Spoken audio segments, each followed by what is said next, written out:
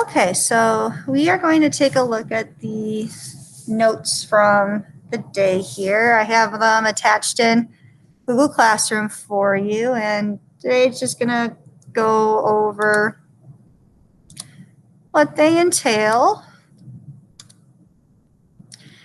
And since this is filmed, you can feel free to stop at any time to write something down, or I would suggest practicing trying things out yourself just to check your understanding.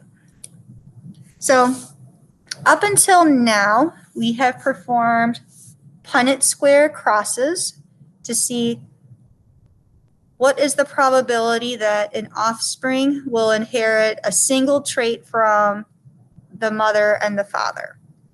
Today we're going to look at two-factor or dihybrid crosses. So how are more than one trait inherited together?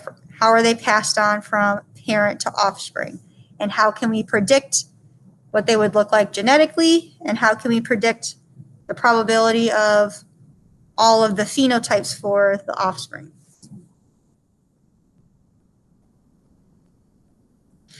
So as we know, organisms have more than one trait. So we're going to look at how our two traits inherited together. You could technically do this with 3 traits, 4 traits, 5 traits, etc. But as you can imagine, the more traits you have, the bigger our Punnett square gets. And so for your sanity, we're just going to get up to 2 traits, or up to 2 traits inherited together.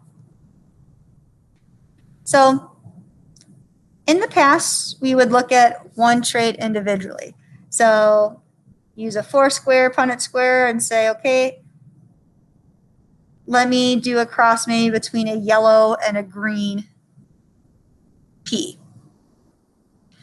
Now we're going to look at what would happen if I crossed a round and a wrinkled pea and or a yellow and a green pea. So again, 2 traits being inherited together. So for this cross, let's assume that a round pea is dominant over a wrinkled pea. So we'll use an uppercase R to represent round, lowercase r to represent wrinkled. And a yellow pea is dominant over green. So the color yellow with a Y, color green will be represented with a lowercase y. So these are the 2 recessive, and these are the 2 dominant alleles. For this 2-factor or dihybrid cross, we're going to cross 2 plants that are both heterozygous, and they're heterozygous for both of these traits. So remember, root for hetero means 2. They're 2 different. And so heterozygous for round would be big R, little r, and a heterozygous genotype for yellow would be a big Y, little y. So I'm going to take one plant that is big R, little r, big Y, little y, and I'm going to cross it with another plant that is also heterozygous for both traits. So big R, big Y, little y. So both of these parent plants, they both look round since they both have the dominant allele for shape, and they both look yellow since they both have the dominant allele for color. Now how we perform these types of crosses, just like our Punnett square, I'm going to have one parent up at the top, and I'm going to have another parent on the side. Now, as you can see, this looks very different than a 4-square Punnett square. So what I'm going to do is I'm going to put what are all the possible allele combinations, so all the possible way that these letters could get mixed up in the making of gametes for a single parent plant. And then I'm going to do the same thing for the other parent plant. So what I like to do is I like to start at one letter and then match it up with the 2 other traits, 2 other alleles, and then I move on to the next one and match it up.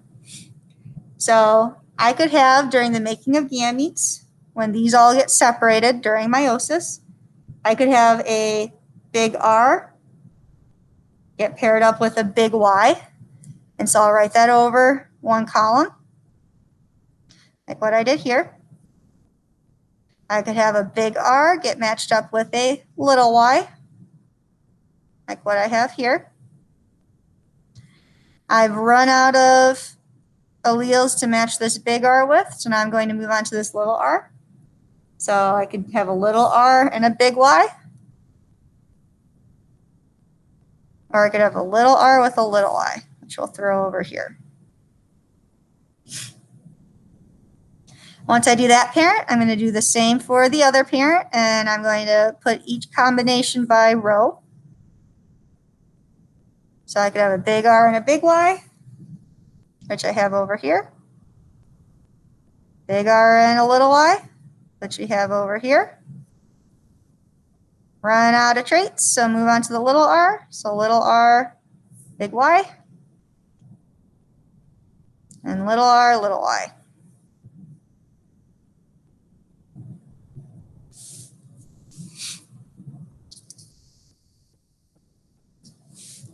So once those are set on the sides, I can match them just like I would a regular Punnett square. I'm going to match up by row and by column. So I know I have these notes attached to this assignment here for you. I would, even though we've got these filled out and you could see them, I would try to practice this, redo this on your own. So that way, again, you can check your understanding, you can play the video, you can look, check to make sure that we have everything matched up the way we need to. So by convention, we like Punnett squares, the 4 square Punnett squares. Uppercase letters go first if we have an uppercase and a lowercase. And I'm going to match up by row and column. So in this box here, I have this column and this row. So I have a big R, and a big Y, big Y. And notice too, I'm keeping the alleles for the particular trait together. This doesn't say big R, big Y, big R, big Y. So I'm still grouping them together 2 by letter. This column matches this row. So big R, big Y, little y. This column, this row. So big R, little r. Big Y, big Y. This column, this row. Big R, little r. Big Y, little y. And I move on to the next one. So this column and now this row. So these 2 R's, big Y, little y. So as we go through, you match them all up until we have, these are all the possible genotypes for the offspring. So these are all the possible ways in which the alleles could be mixed up for the trait round or yellow, or round or wrinkled versus yellow and green. Now here comes the annoying part. As you can see, there's a lot of different genotypes here. So just like with our Punnett squares, if I want to figure out what's the genotype, phenotype outcomes, I'm going to have to go through and list them all. So the genotypes, I'm going to go through and list what is every single possible genotype that an offspring could have. So what I like to do is I like to start with 1. So big R, big Y, big Y. So homozygous dominant for both traits. And then I'm going to go through real quick and see if I see another one, which I don't. So I just have 1 that could be big R, big Y, big Y. I'm going to put a little mark here just so I know that, okay, I've already done that one. So then I'm going to find another one. So how many are homozygous dominant for round and heterozygous for yellow, or big R, big Y, big Y. So on here, oh, here's another one, big R, big Y, little y. So I'm going to count that one. And I don't see any others, so there's only 2 like that.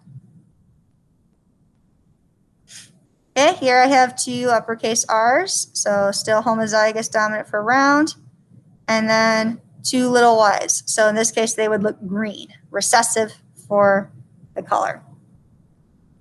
So I'll go through. I see no more big R's, so that means that this one's out. So I'll put that one down there.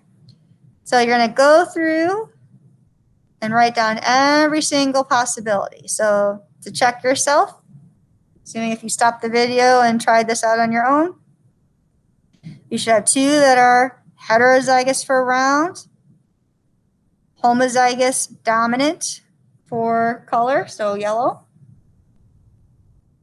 4 that are heterozygous for both traits, 2 heterozygous round, and then green, 1 that would be wrinkled but yellow, 2 that would be wrinkled and yellow but heterozygous for yellow, and 1 that would be wrinkled and green. So assuming we went through and did all of this, made little check marks or something. So now I'm going to go through and do the same thing for the phenotypes. So what could they all look like? So I'm going to pick one to start. So big R, big Y, again, principal dominance. If the uppercase letter is there, then it's going to show that dominant trait. So this would be round and yellow. So I could put down round and yellow. And then I'm going to go through and try to keep track of, okay, how many would be round and yellow? So maybe I'll instead do an X here. So this has a dominant letter for both traits, so that'd be 1.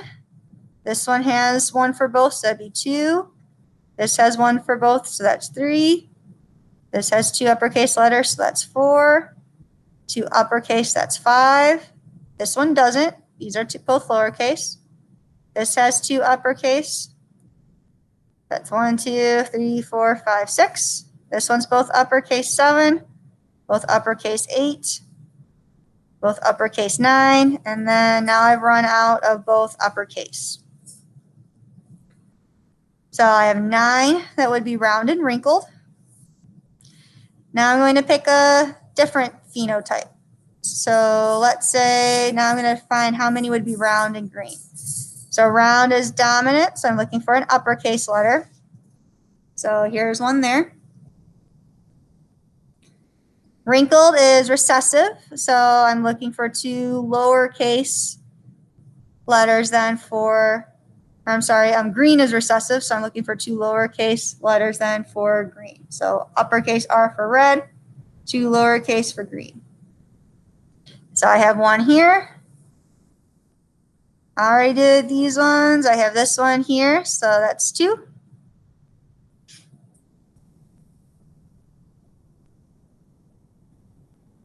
And then I have 1 over here, so that's 3. Doesn't look like I have any more. So I have 3 that are round and green. So same thing, we'll go through and see how many we have of each. So here I have 3 that are wrinkled and yellow. And I just have 1 here that's wrinkled and green. So traditionally, the phenotypes are, for these dihybrid crosses, they're written as ratios. This is a 9:3 to 3:1 ratio. So just if you ever see a ratio pop up, that's what's going on there. So it's comparing how many of each we have for the phenotype.